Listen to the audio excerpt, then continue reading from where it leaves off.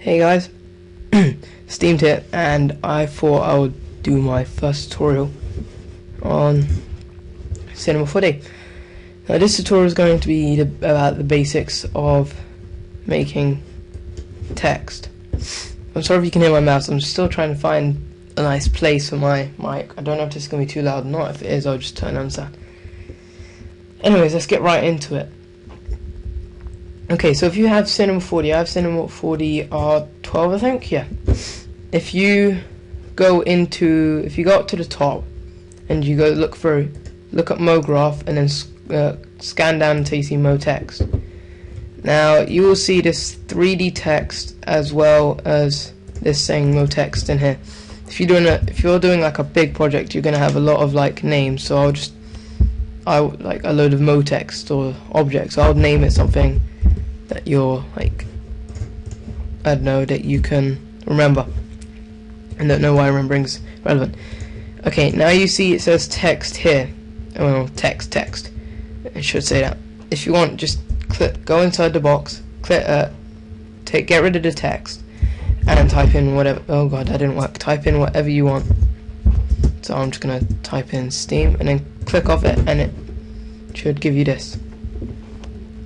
Now what I like to do is I usually like to go into the depth and change it to around 75 or 50, depending on what I'm doing, but I'll just change it to 50 because it looks too big. Now you see this text looks slightly boring, just like nothing really to it. So you'd want to go to font. Sorry, my computer's being a bit slow. And you'd want to find like a font that suits you. No, I don't want that font. I'll go for this one. See how it looks a little better, doesn't it? Oh yeah.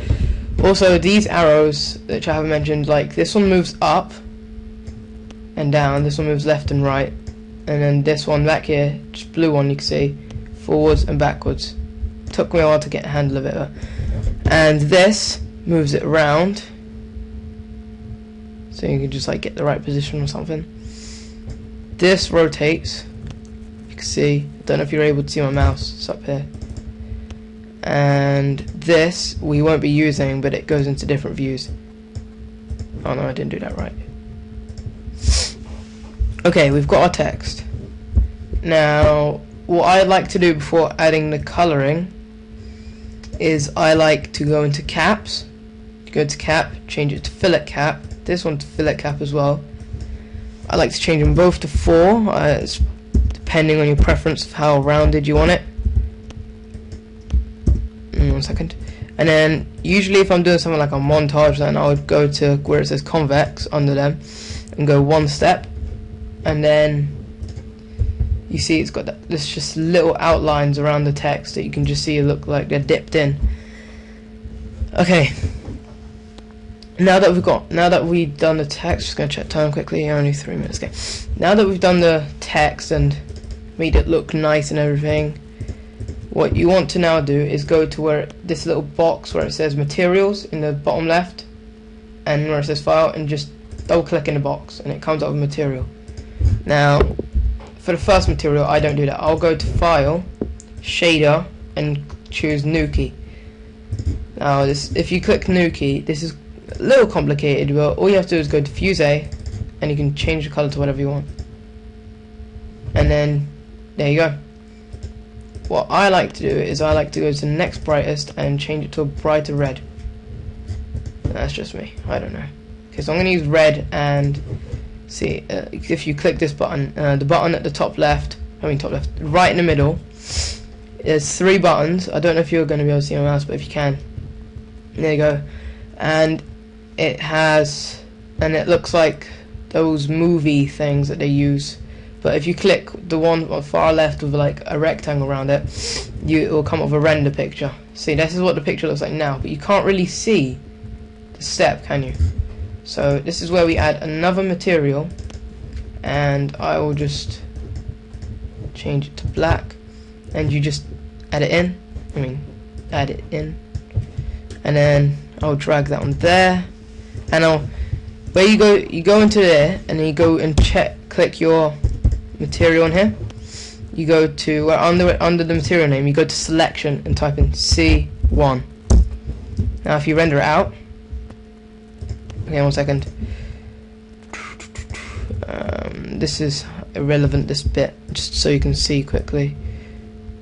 Oh dude, I'll tell you about this in my next tutorial. Okay, I did that wrong again. Okay, here we go. Now you can see that there's this black outline around it, and now we don't need the sky anymore.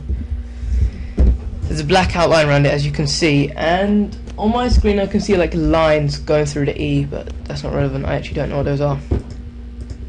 But now you have your text, and you'd want to go, if you want to change, like you see these little black lines like here, the black shaded area, go to, if you want those bigger, go to the, like where the 3 boxes are, the one on the far right, go to output, change it to, if you want it in 720, you go 1280 by 720, but I'm going to save it in 1920 by 1080, and then you go to save, and you choose where you want to save it. Alright, I'll just save it in, I don't know, I'll save it in here, just as and then you're going to want to change it to either PNG or JPEG, but I prefer PNG.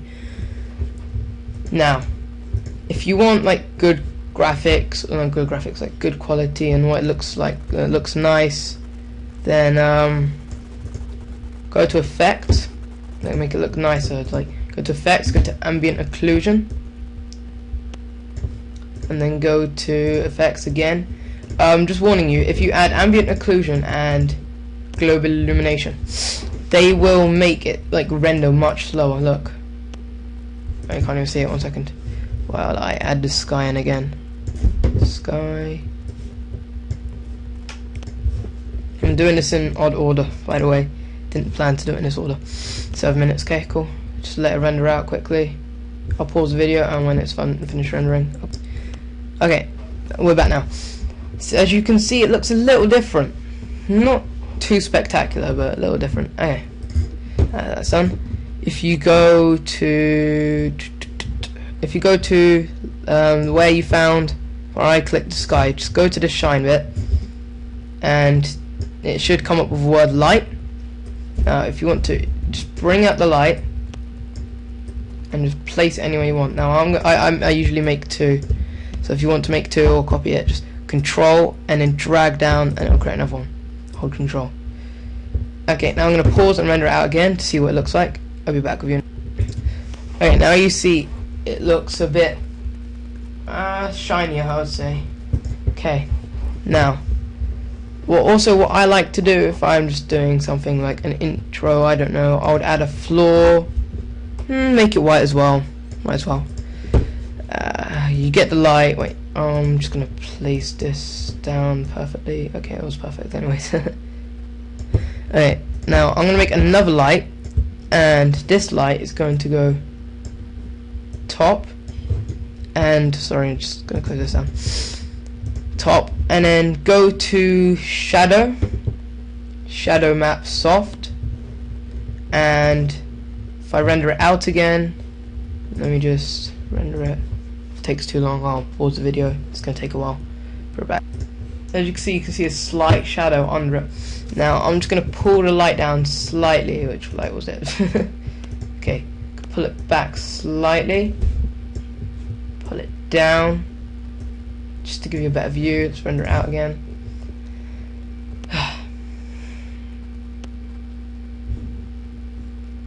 Sorry if it's a bit quiet right now. It's just rendering out.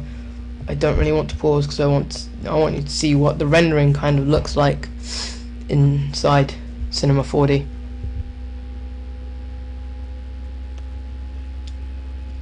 Okay, apparently that didn't do anything.